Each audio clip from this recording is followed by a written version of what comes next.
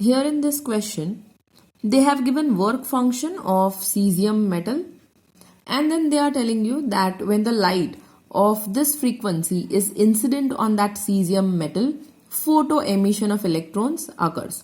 So जब इतनी frequency वाली लाइट हमें सीजियम मेटल पे इंसिडेंट करवाते हैं तो फोटो एमिशन शुरू हो जाता है, मतलब सीजियम में से इलेक्ट्रॉन्स निकलने बाहर शुरू हो जाते हैं. अब हमें कैलकुलेट करना है maximum kinetic energy of those emitted photo electrons. Next हमें कैलकुलेट करना है stopping potential, and then we have to calculate maximum speed of the emitted photo electrons. So first of all, we'll write the given values. See here, work function is given, so that we'll write, and frequency of the incident light is also given, so वो हमने लिख लिया. अब सबसे पहले मुझे calculate करना है maximum kinetic energy of photo electron. So यहां पर हो क्या रहा है, हमारे पास एक सीजियम मेटल है. So suppose if this is metal sheet,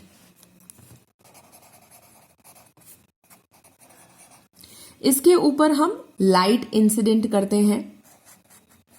सो ये लाइट हमने इंसिडेंट की, और जब हम लाइट इंसिडेंट करेंगे तो ये क्या करेगा, लाइट की एनर्जी जो है वो इस मेटल शीट के अंदर जो इलेक्ट्रॉन्स हैं वो एब्जॉर्ब करेंगे और फिर वो इलेक्ट्रॉन बाहर आएंगे.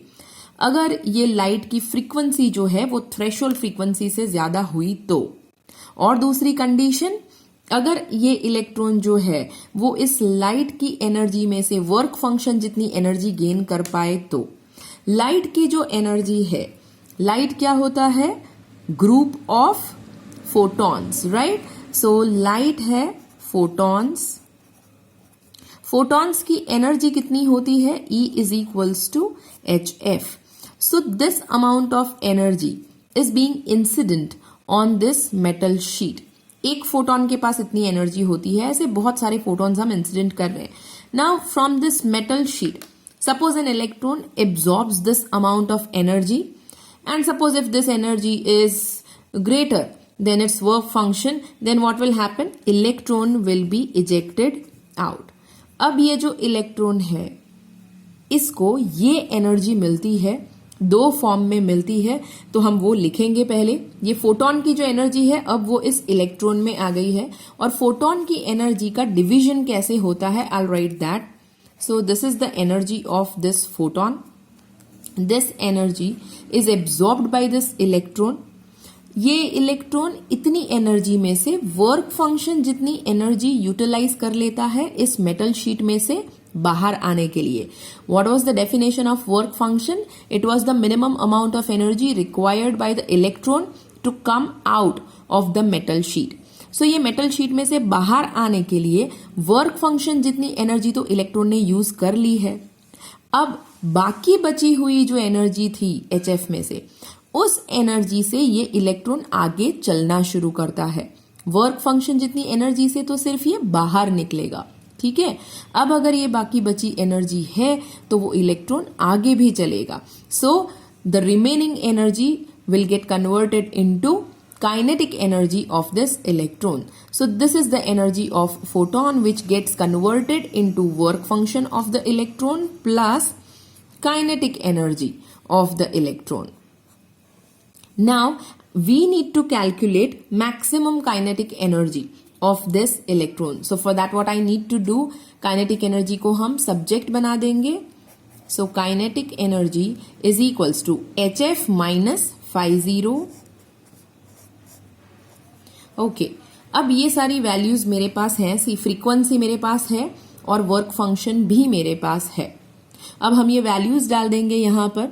So now just see, while substituting the values we have to take care, just because this work function is given in EV, electron volt में दिया हुआ है, और यहां पर हमारे पास क्या है, HF, जिसमें से H प्लैंक्स कांस्टेंट है और प्लैंक्स कांस्टेंट की वैल्यू जूल में होती है, राइट. सो यहां पर आएगा जूल और यहां पर है EV, दोनों ही एनर्जी की यूनिट है. सो मैं जूल माइनस EV नहीं कर सकती हूं. प्लैंक्स कांस्टेंट की यूनिट क्या हो जाती है, जूल इंटू सेकेंड.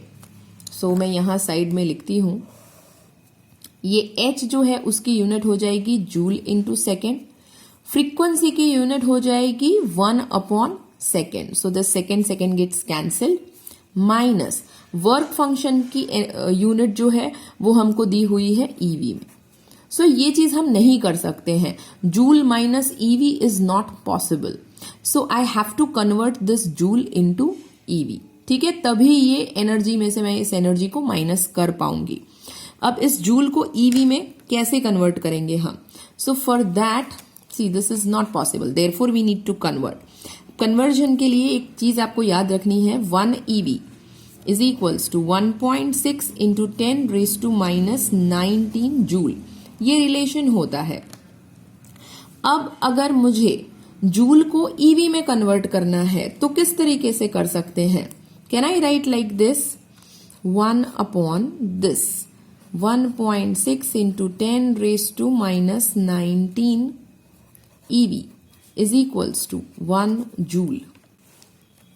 इसी रिलेशन के ऊपर से मैंने लिखा है। सो जब अगर मुझे जूल को ईवी में कन्वर्ट करना है तो जो भी गिवन नंबर है उसको मुझे ई से डिवाइड कर देना है। So remember this. सो यहां पर अब ये क्वांटिटी जो है वो मेरी किस में आएगी? जूल में आएगी। मुझे इसको ईवी में कन्वर्ट करना है, इसके लिए मुझे इस क्वांटिटी को डिवाइड बाय ई करना पड़ेगा। So I will write here divide by E. Now I will substitute values. So see, Planck's constant की वैल्यू कितनी है? 6.63 into 10 raise to minus 34। Frequency की वैल्यू कितनी है? It is 6 into 10 raise to 14। So multiply by 6 into 10 raise to 14 minus work function कितना है? Work function is given 2.14.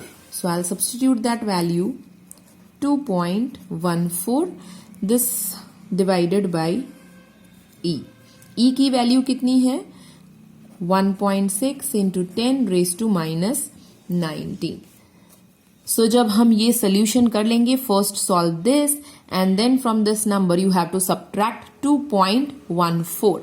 So हमारा अब जो आंसर आएगा वो ईवी में आएगा, क्योंकि अभी ये क्वांटिटी भी ईवी में हो गई है और ये क्वांटिटी ईवी में ही गिवन थी। So now my answer will be, इसको जब मैं सॉल्व कर लूंगी it will be 2.48 eV minus ये है हमारा 2.14 eV. So my final answer it will be 0.34 eV. So इस तरीके से हम कैलकुलेट कर सकते हैं maximum kinetic energy of the photo electrons. अब सेकेंड मुझे कैलकुलेट करना है स्टॉपिंग पोटेंशियल।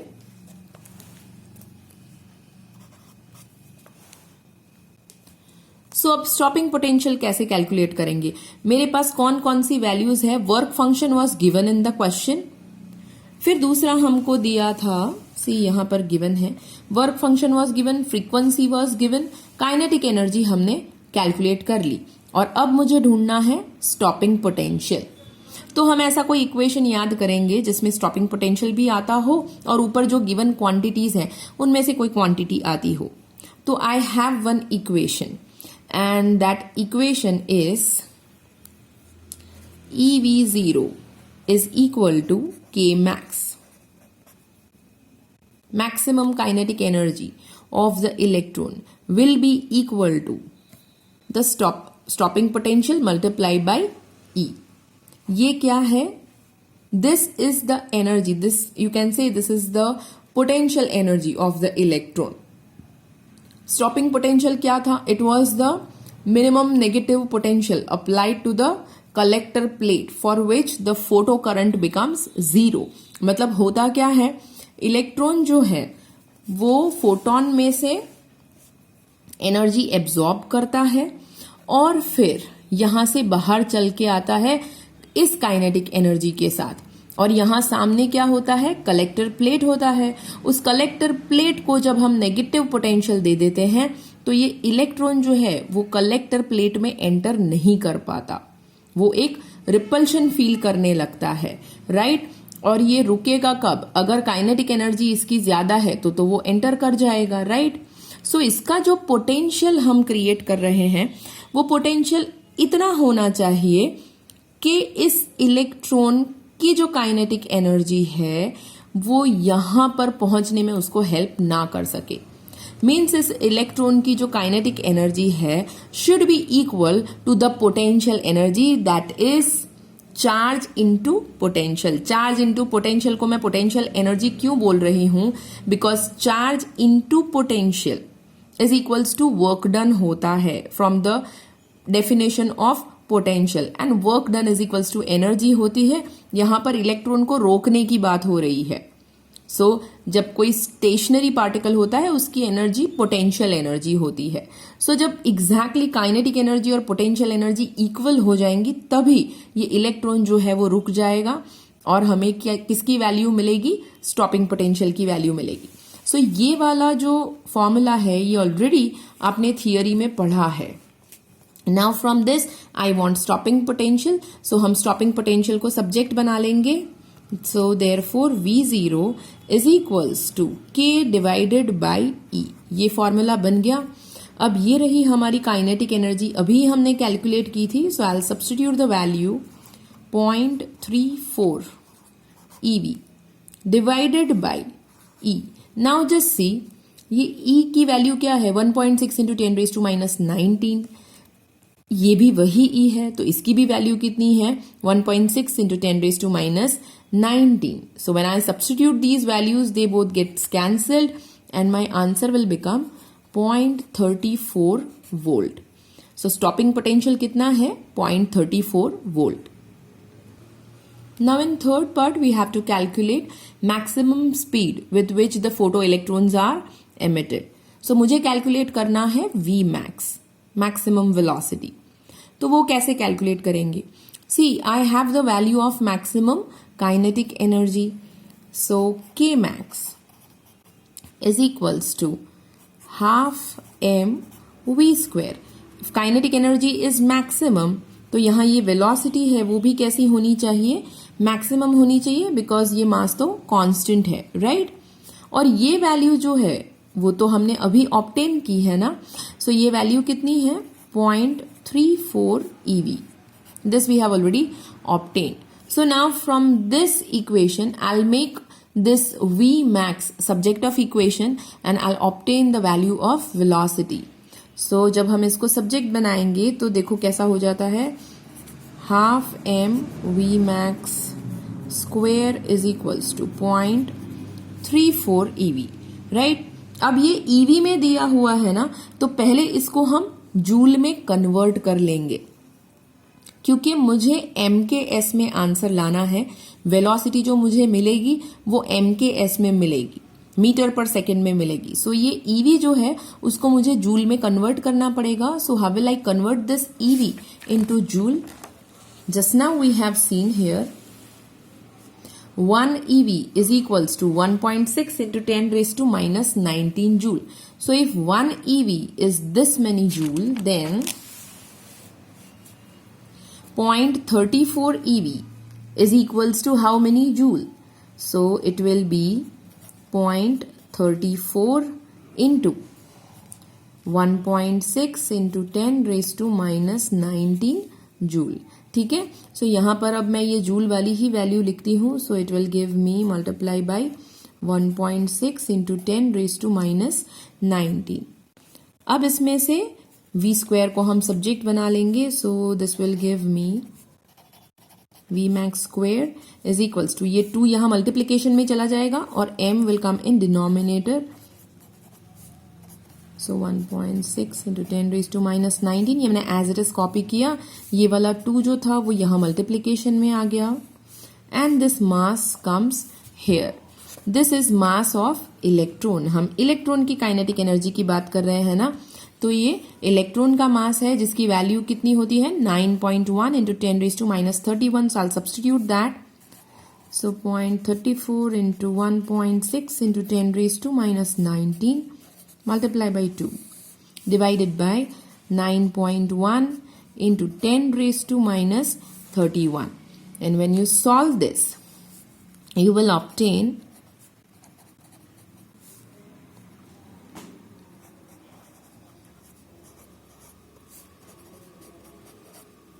अब ये तो v स्क्वायर मिला, बट मुझे क्या चाहिए, v चाहिए. सो मुझे क्या करना पड़ेगा, इसका स्क्वायर रूट करना पड़ेगा. जब मैं इसका स्क्वायर रूट करूंगी तो मुझे मिल जाएगा maximum velocity, and it is 345.8 into 10⁻³ meter per second.